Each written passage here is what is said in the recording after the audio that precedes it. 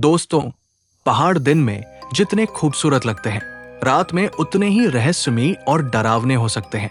आज की कहानी एक ऐसे बाइक राइडर की है जिसने हिमाचल प्रदेश की पहाड़ियों में अकेले सफर करने का फैसला किया था।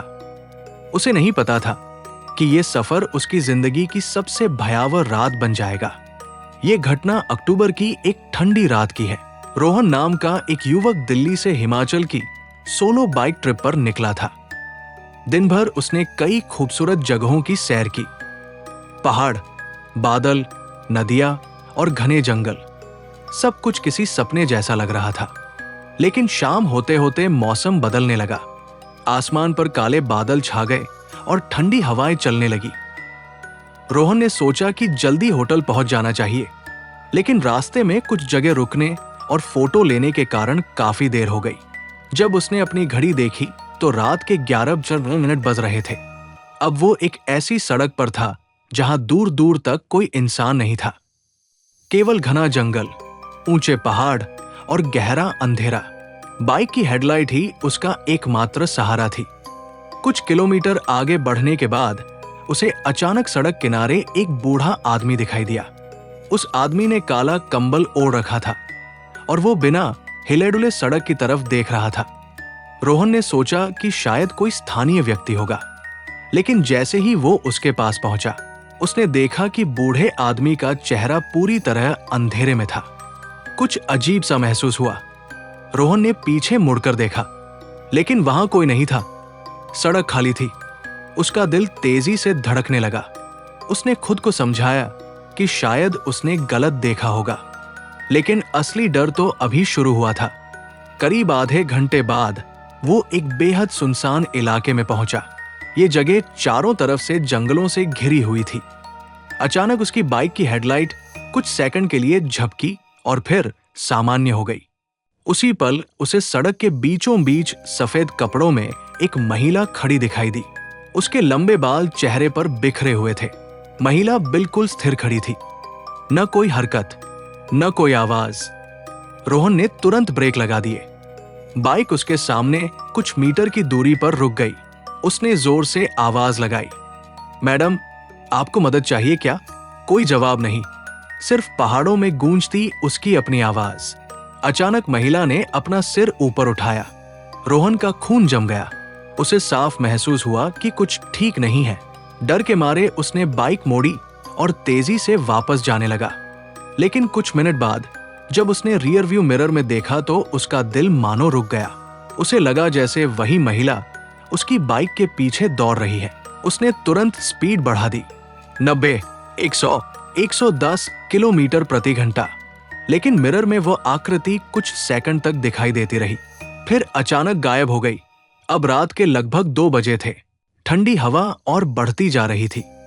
अचानक उसकी बाइक ने झटके खाने शुरू कर दिए। इंजन बंद हो गया। चारों तरफ घना अंधेरा, कोई नेटवर्क नहीं, कोई घर नहीं, कोई गाड़ी नहीं, सिर्फ जंगल। रोहन ने कई बार सेल्फ स्टार्ट करने की कोशिश की, लेकिन बाइक चालू नहीं हुई। तभी उसे अपने पीछे किसी के पैरों की आहट सुनाई दी, टक टक टक, जैसे कोई धीरे धीरे उसकी तरफ चलकर आ रहा हो। रोहन ने पीछे मुड़कर देखा, कोई नहीं, लेकिन आवाज लगातार आ रही थी। अब उसके माथे पर पसीना था, जबकि मौसम बेहद ठंडा था। फिर अचानक उसे एक महिला की धीमी हंसी सुनाई दी, इतनी धीमी कि जैसे कोई उसके कान के बिल्कुल पास खड़ा हो। रोहन डर के मारे जड़ हो गया। उसने हिम्मत करके टॉर्च चलाई। टॉर्च की रोशनी जंगल की तरफ गई और तभी उसे 2 चमकती आंखें दिखाई दी। वो घबरा गया, लेकिन कुछ सेकंड बाद पता चला कि वो एक जंगली जानवर था। उसने राहत की सांस ली। तभी उसके मोबाइल की स्क्रीन अपने आप ऑन हो गई। स्क्रीन पर कोई कॉल नहीं थी, कोई नोटिफिकेशन नहीं था, फिर भी स्क्रीन जल रही थी और कैमरा अपने आप खुल गया। रोहन ने कैमरे में देखा। जो चीज उसे दिखाई दी उसने उसकी रूह तक हिला दी।